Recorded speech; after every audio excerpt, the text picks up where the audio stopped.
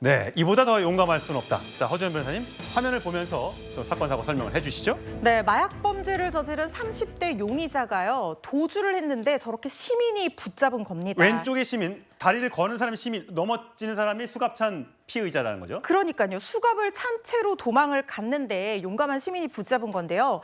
이 용의자가 조치원읍에서 붙잡혔는데 5성급까지 달아나서 공사장 사무실로 들어갑니다. 그리고 절단기를 빌려달라고 한 거예요. 수갑을 자르려고 한 거겠죠.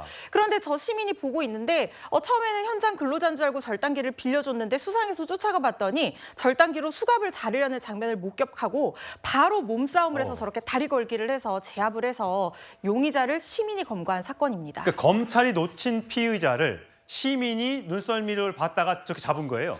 그렇습니다. 경찰이 사실상 붙잡았다가 감시가 소홀한 틈을 타서 이 30대 용의자가 달아났는데 시민이 정말 몸을 사리지 않고 그대로 달려들어서 저게 얼마나 무서웠겠습니까? 어떤 범인인지도 모르는데. 그렇죠. 그런데 정말 열심히 이 용의자를 잡는 데 노력을 해서 검거가 된 사건이고요.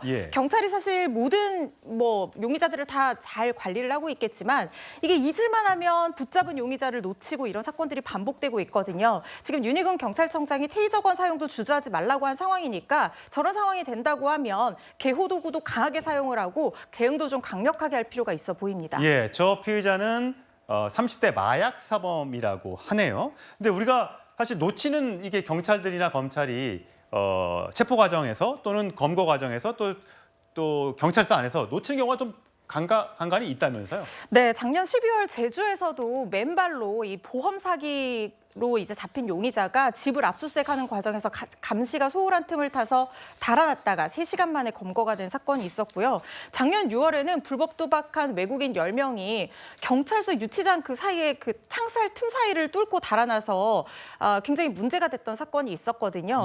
감시도 좀 강화해야 될 것이고 개호 장비도 매뉴얼에 따라서 좀 강력하게 사용해야 될 것 같다는 생각입니다. 네, 저 화면 보니까 정말 용감한 시민상을 드려도 전혀 아깝지 않은 분인 것 같습니다. 자, 저희는 마지막 주제로 가겠습니다.